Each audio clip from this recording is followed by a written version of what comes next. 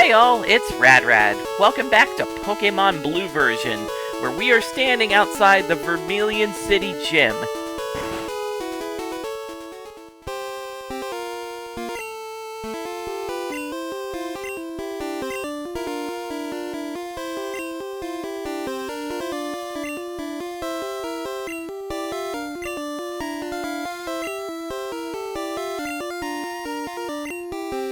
Yeah, I'll have to break a code to get to him.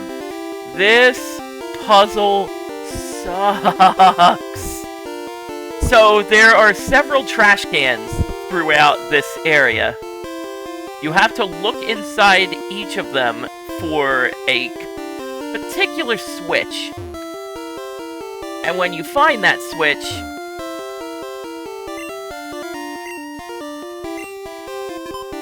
you have to find the second switch, which is nearby. Since I've picked the one top center, there is a 1 1/3 chance here. And if I mess up, the switch is reset. There is a particular way to do this. Pretty much picture the formation of the trash cans in like an X. Alright, north it is. Nope, there's only trash here. The only thing trash related is this puzzle. It's complete luck. I believe I can get through here without touching a single trainer, and I would like to get this out of the way first and foremost, before we go any further. Yep, still hate this puzzle.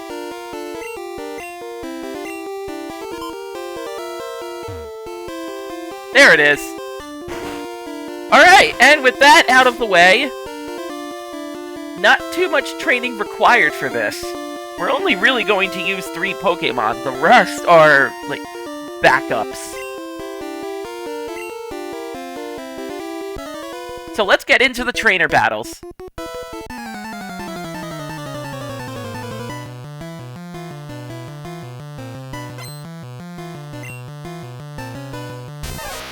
Oh, man. Early Pikachu when it had no neck at all.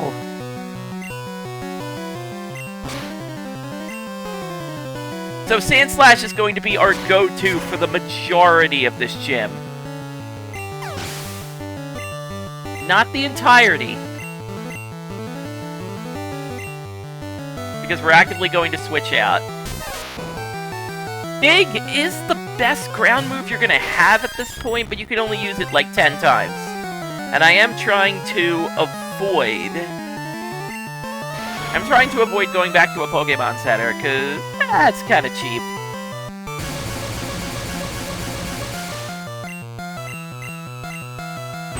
Trying, but failing.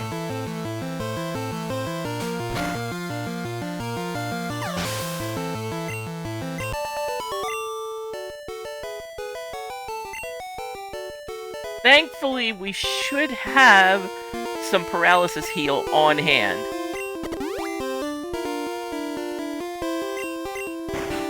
Alright, now you.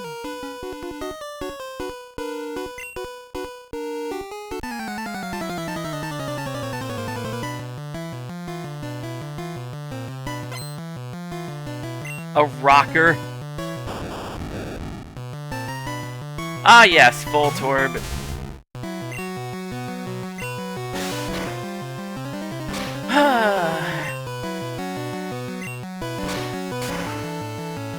Voltorb and its evolved form have an attack called Self-Destruct. It blows up in your face, and the explosion does massive damage.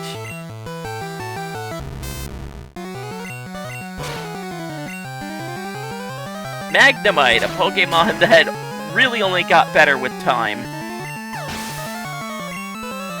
It got more vulnerable over time, but okay. That's good enough.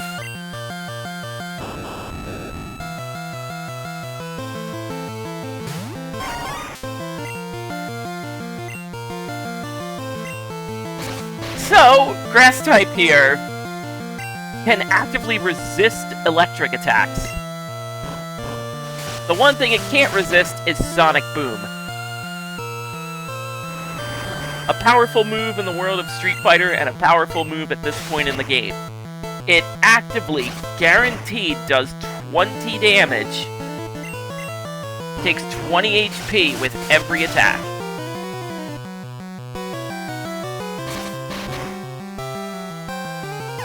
It's good for this point in the game.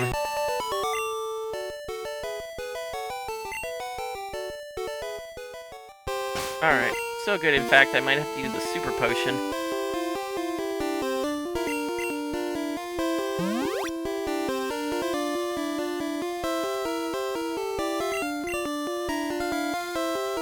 Now you.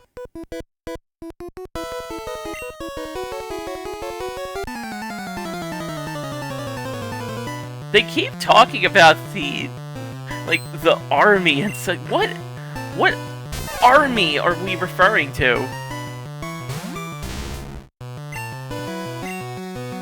It does raise the question if Pokémon are actively used in the world wars that this world goes through.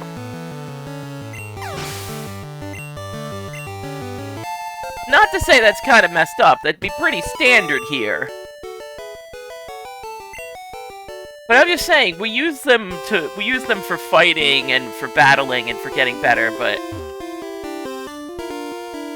there is not trash to the man on the left.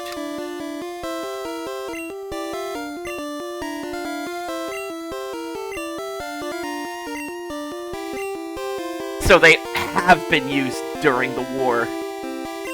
Maybe they're like a search and rescue team. They don't actively... Okay, scratch what I said. Pokémon are actively used to harm other humans. So, Lieutenant Surge, Gym Leader number 3. Starts out with a Voltorb. You probably know the Sonic Boom deal by now. Which is why we're gonna switch in Mew. Lieutenant Surge uses X-Speed, like a small chance to do so. Actively raises the speed of the Pokemon you apply it to. Not that Voltorb needs much help attacking. It already has some pretty impressive speed.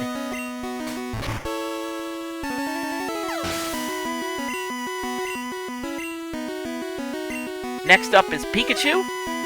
We're going to use Weepin' Bell on this, just so Sandslash doesn't have to, like, cruise through the rest of this gym.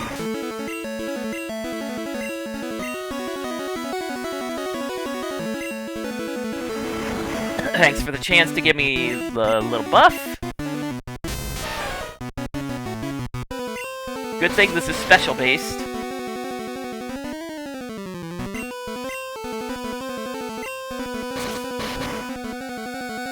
Alright, that's Pikachu dealt with.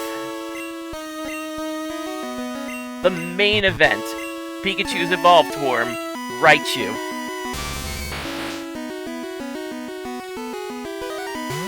This Raichu can do absolutely nothing to me. It knows Thunder Shock, Thunderbolt, and Growl.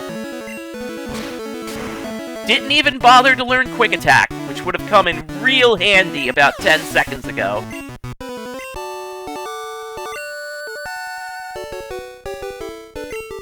The revised Pokemon Yellow actively gives Raichu more of a bite, but otherwise, as long as you have a ground type, a Sandshrew, or a Diglett, the Raichu is harmless.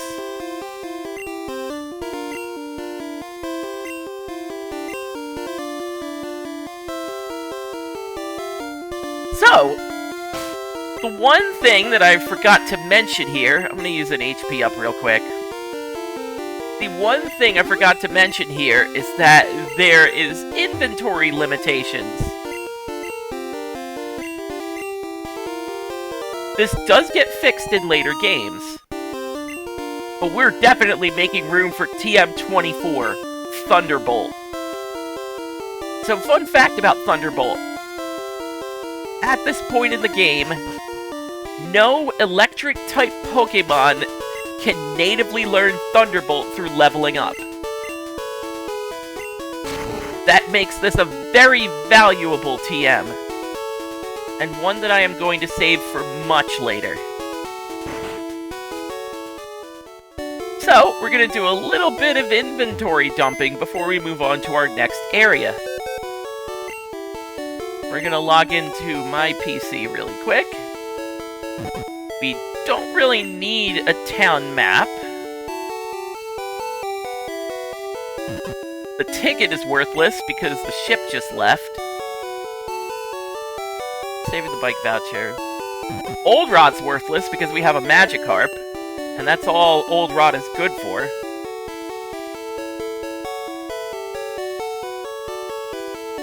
We have our cut, technically, so we're good there. And we're going to be getting rid of the bike voucher very soon.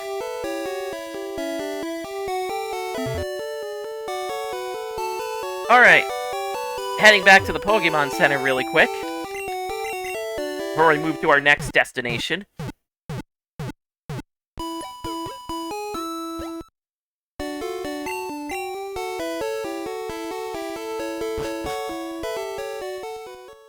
So we're going to go back to Diglett's Cave now that we know Cut. Now that we can actively use it. Because there's a particular area that was blocked off to us before that we are now going to visit. Beforehand, we're going to toss up a repel.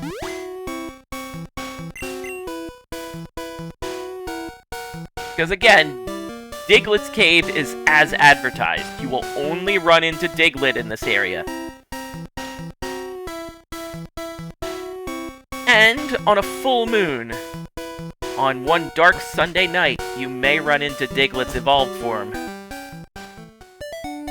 So, we're coming back to this area. The house where you get the Mr. Mime.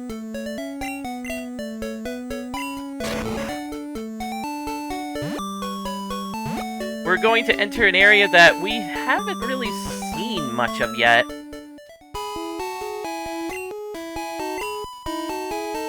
There's a rock tunnel coming up that is incredibly dark unless we light up the room with Flash. As long as you've caught 10 kinds of Pokemon, which we definitely have, you can get Flash. It's an HM. It won't necessarily stay an HM. Also, another HP up. And a Moonstone for all your Clefairy and Jigglypuff needs. So realistically, we could go back to Vermillion City from here. Since we don't really need to.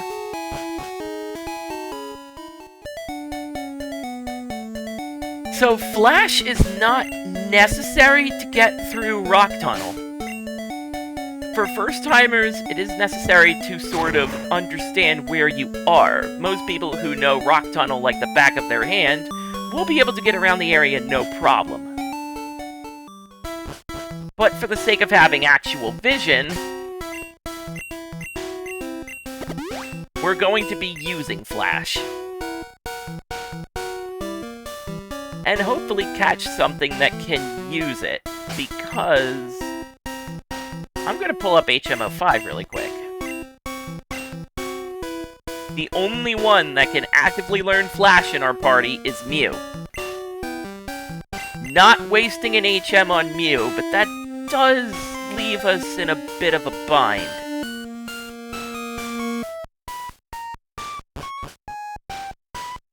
It is a concern that's going to be raised much later, because this is Route 11. This is to the east of Vermillion City. We haven't necessarily gone here. Today we are making an exception.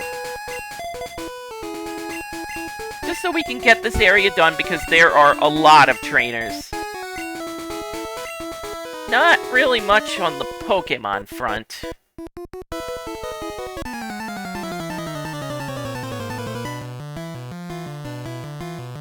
There is one catch here in Route 11, and we will try to rectify that.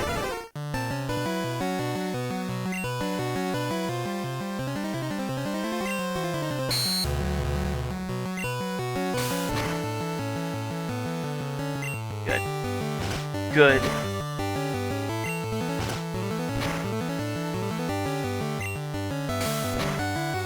Well, it was bound to not meet expectations at some point.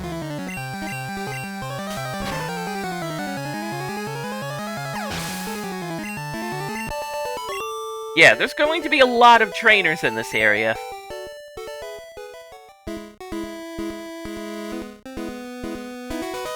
So we're gonna walk around here a bit, let Repel wear off. See if we can grab something in particular. If we can, it's whatever. But I would like to at least see if there's anything in this grass.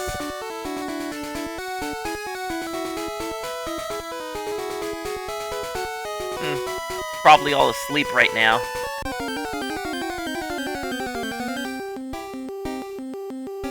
Not you. I am more or less set when it comes to the Sandshrew family.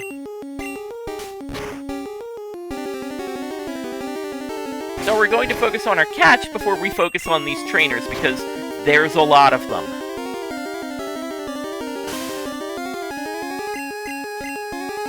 Yeah, that's a good idea.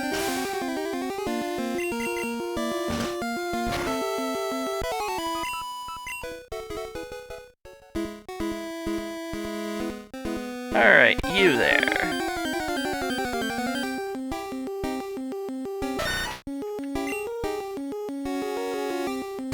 I think to sort of speed things up, we're going to just run from the Sandshrew.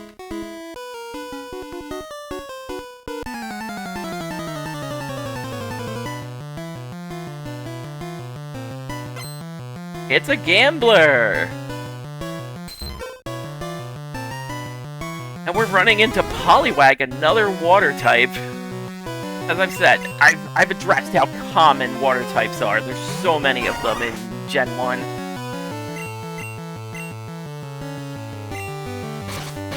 Hey, I'm gonna need you to not put me to sleep. That would be nice.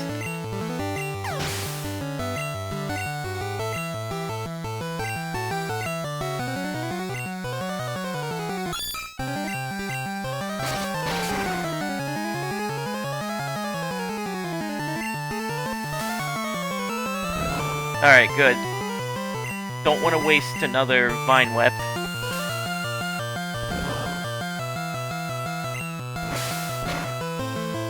So this area, people would have expected you to come here before SS Anne.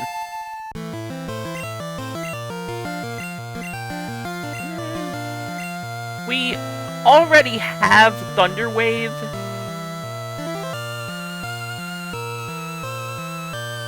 For the moment.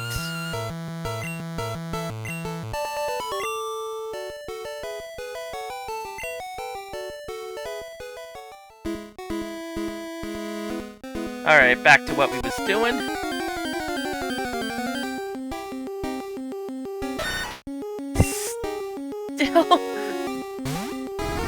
Still not showing up.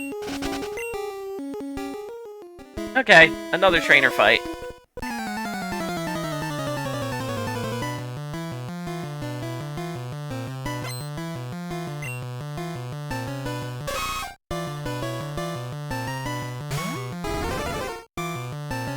Realistically, I should switch out to either my Sandslash or my Butterfree to handle this, but Fearow was absolutely left out of the Vermillion City gym for reasons of birds not being able to take electricity, so now we're switching.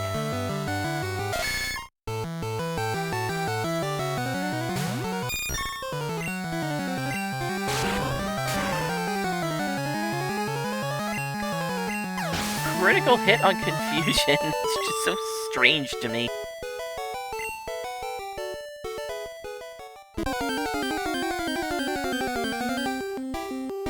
There it is! This is the other psychic type you can encounter, Drowsy.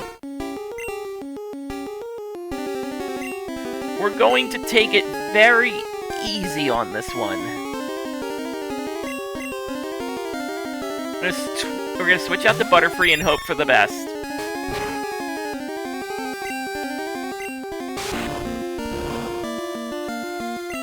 Hopefully blasting it with enough Psychic will either confuse it or whittle it down. I'm fine with either or.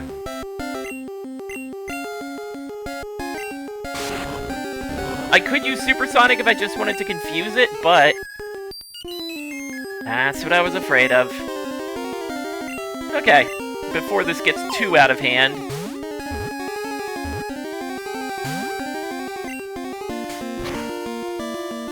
Drowsy does not make things easy for you. We have an awakening that we can use. It tries to use Disable, despite the fact that it's already locked out my Sleep Powder.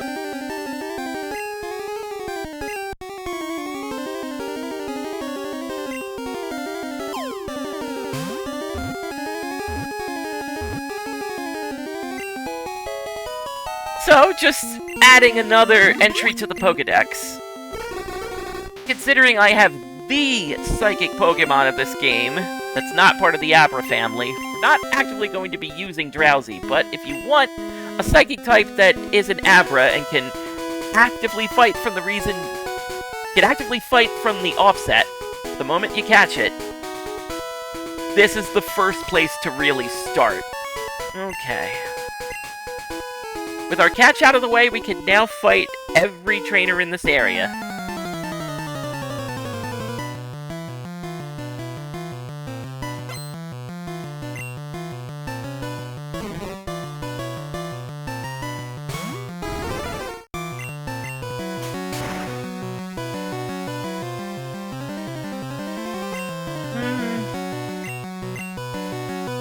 Actually missing a Sleep Powder. Okay, never mind. Gotta get rid of Fury Attack as soon as I can. As much as it is satisfying. It's also got a rare chance to miss, and yeah, I ain't having that.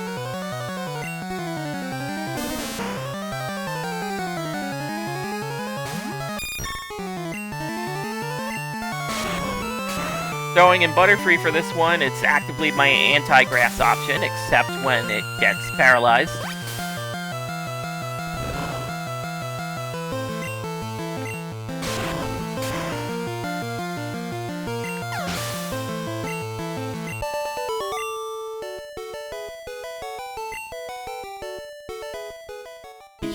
You had a chance, you have no chance.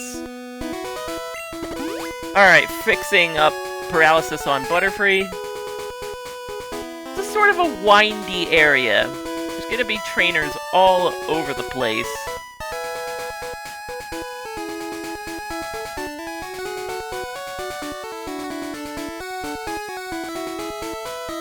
Just wanted to make sure... There you are!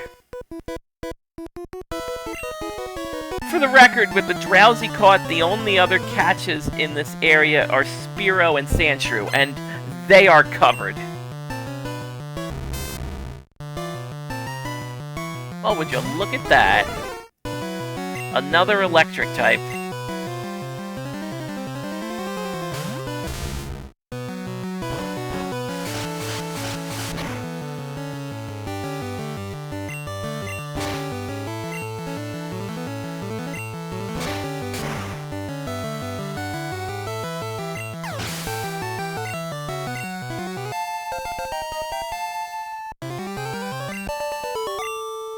Alright.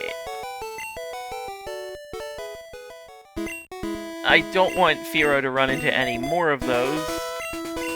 So we're actually going to put Mew in front. Make sure they don't fall behind.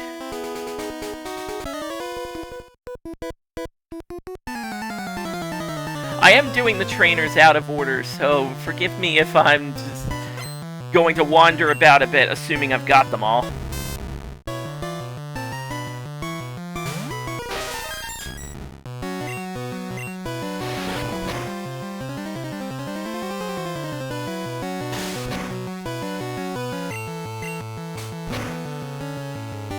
There we go.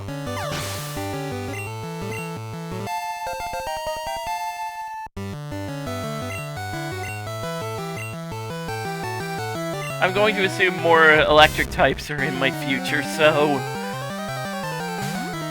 Sandslash got more work to do.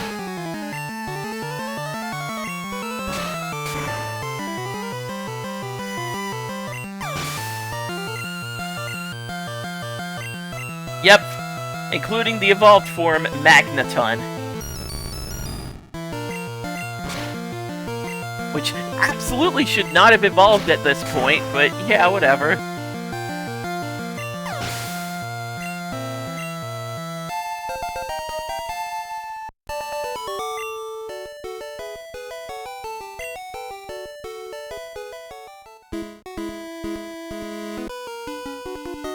We're going to get to the area directly in the east after we're done facing all the trainers.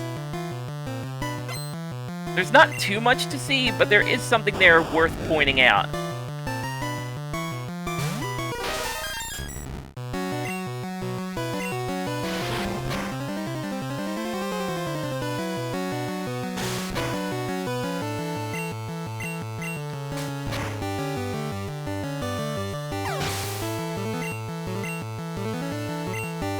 Yeah, might as well. Lot of gamblers in this area.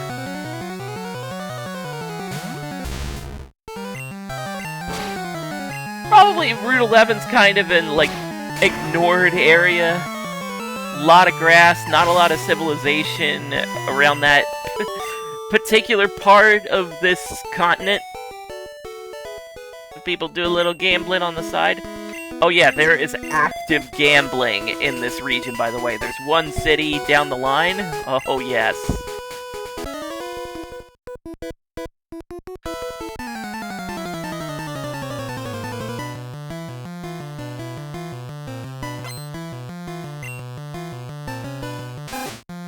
Ah, Rattata.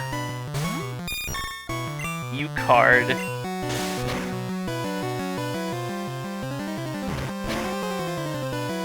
Rattata can still be ridiculously strong. It's like... in a world of few normal types, could really be one of the... more dangerous types. Just because it'll get bonuses from just biting down.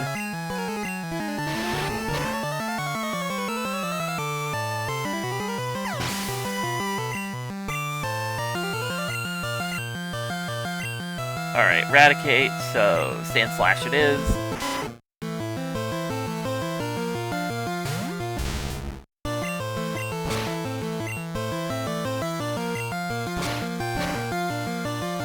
Why yes, Sandslash is going to be a permanent fixture. Why do you ask?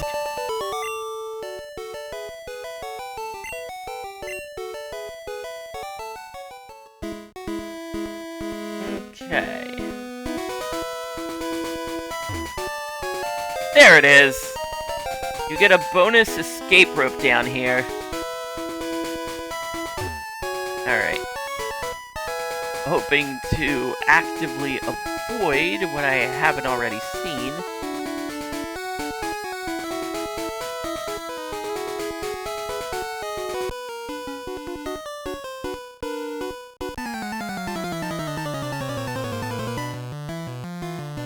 You know, I'm not telling you how to do your... not telling you how to live your life, but if you're a constant loser, maybe consider getting out of the gambling?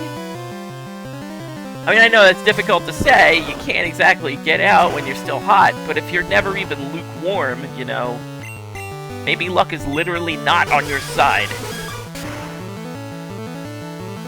You mean like right now?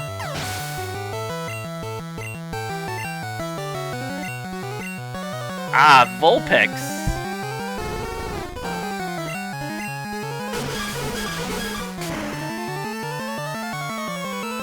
Two relatively strong fire types. Again, not a lot of fire types in this game. Growlithe is, in fact,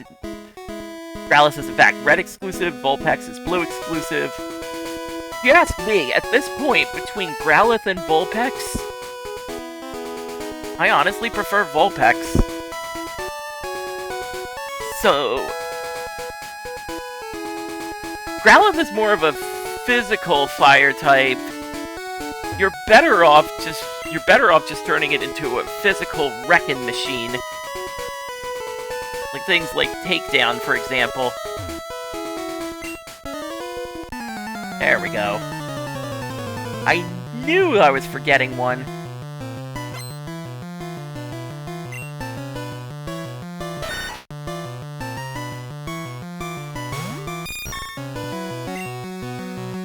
I should probably give a potion to that Butterfree, but it's not like we're really gonna need it at the moment.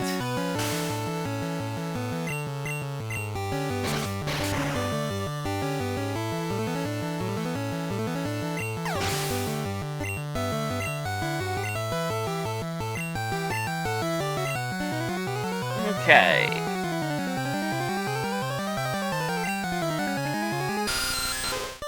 We will need it to handle its typical Zubats.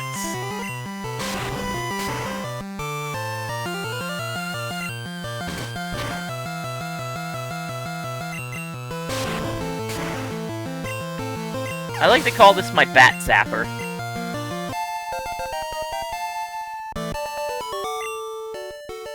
Alright, I believe that is every trainer in this area. Some good levels. Some good encounters. Actually, you can be a coward in the world of Pokemon. It's called the run option. There's one particular area that I do want to point out. And it's this area.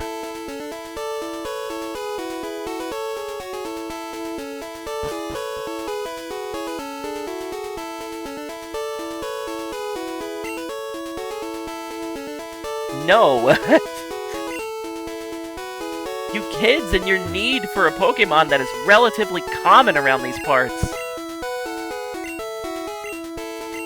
So we need to come back here later. There is an item finder we can get here. It's sort of something that seeks out hidden items below the ground.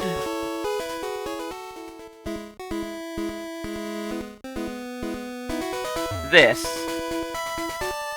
is the sleeping Pokemon we've been hearing about back at the SSN. We don't really have any means to wake it up, so it's best to mind your business for now. Move right along.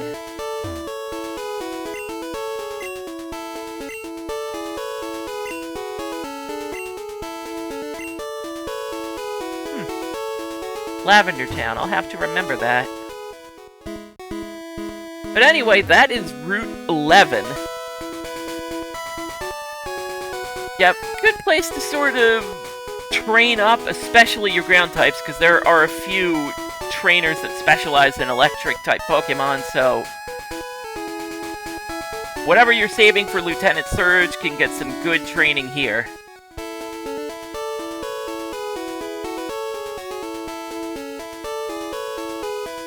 For now, we're just gonna head to the Pokemon Center really quick. I'm just gonna move some people around to maybe give the neglected a little time to shine.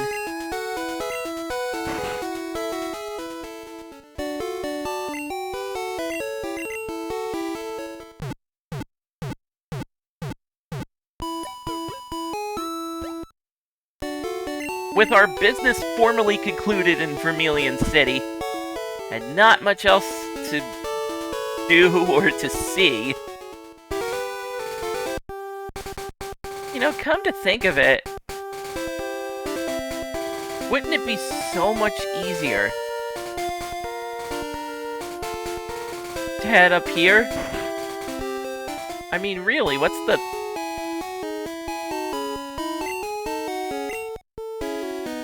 Still? What are you guys doing up there? Replacing the concrete with gold? Alright. Still using the underground road. We're going to head back to Cerulean City for a moment. just because it's sort of a byway.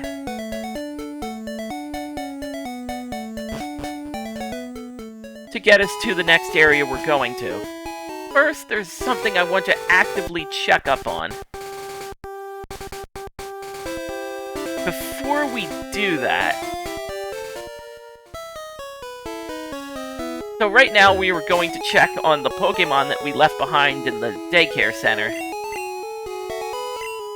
Before you actively do that,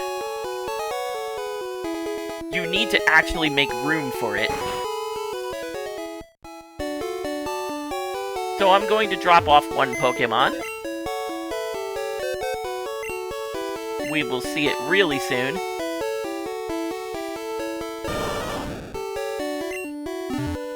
And we're going to head back down to the daycare center. Before you do so, make sure you have some money on you. And I don't mean enough to buy like a bottle of water at your convenience store. Bring money. Should have brought Repel, but that's okay.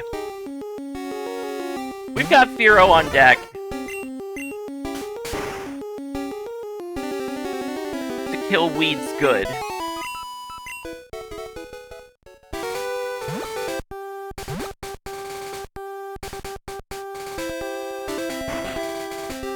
So, how's my Magikarp? By 12? Yeah, we should have plenty of that. We did defeat all those gamblers in Route 11 and basically robbed them blind.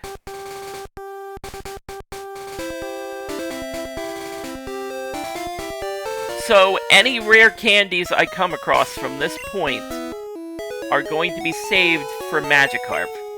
It is level 17, so it is relatively close to its evolution. There is one other thing it can do. Actively fight back. When it gets close to its evolution, it can learn Tackle. This is the only other move it learns.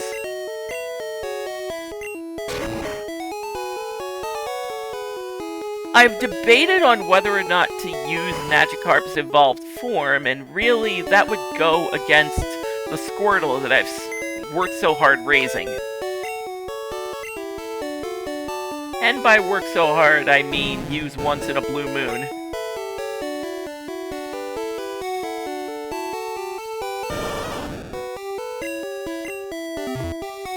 Alright, with that, we've gotten a fair amount of money. Sorry. We've gotten a fair amount of money. We've got a new HM to use down the line. And we've encountered a fair amount of trainers along the way. I think we've earned a little bit of rest. But before we do that, I'm going to show you where we're going to head to next time. Because it is a route all its own. Gonna head up east through Route 9 and 10. Once we cut down this branch, that will be the next area we tackle next time. Route 9, Route 10, on the way to the Rock Tunnel. See y'all later!